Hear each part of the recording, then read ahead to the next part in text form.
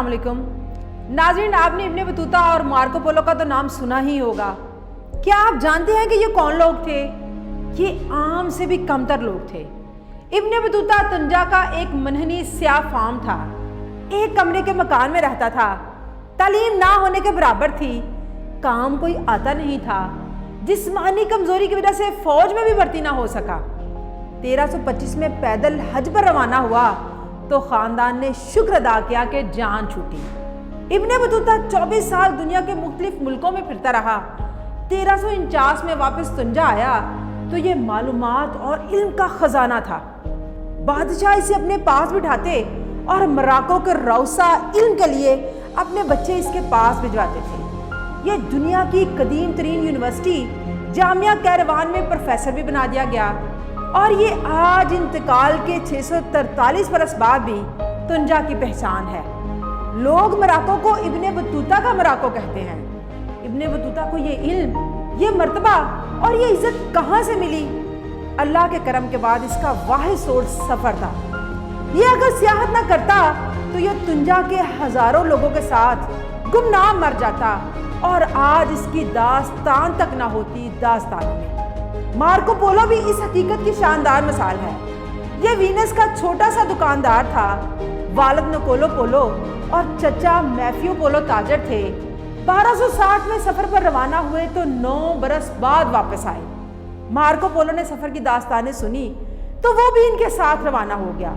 वो नालायक भी था, सुस्त भी और कुनज़ेहन भी, लिहाजा वो सफर के दौरान वालिद की झिड़कियां सुनता रहता।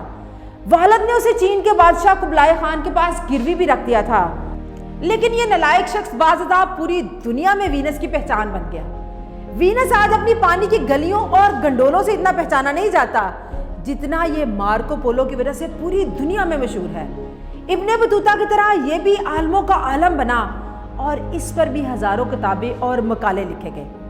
मार्को पोलो के दौर के ताजर, रईस, हत्ता के बादशाह तक फना हो गए।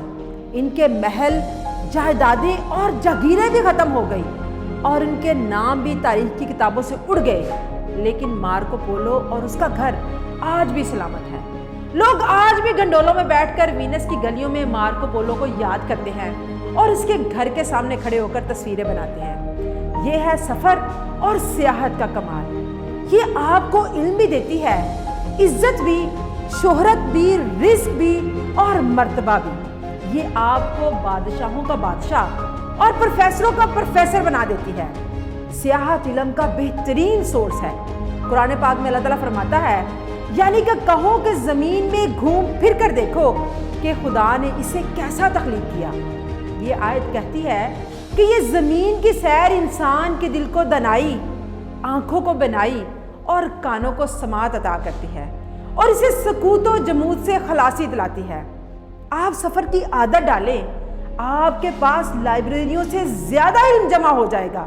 नाज़रीन, सितमगरों के महलात की वीरानी, अहराम मिस्र की ताज्जुब खेज इमारतें, बाबुल के बुर्ज, कसरा के महल, कौमे सबा के आसारे तमद्दन और इस तरह की 20 निशानियां हैं। इनमें से हर निशानी ज़बाने हाल से इन लोगों की तारीख बयान करती है और ये बेज़बानी की ज़ुबान में बातें करती हैं।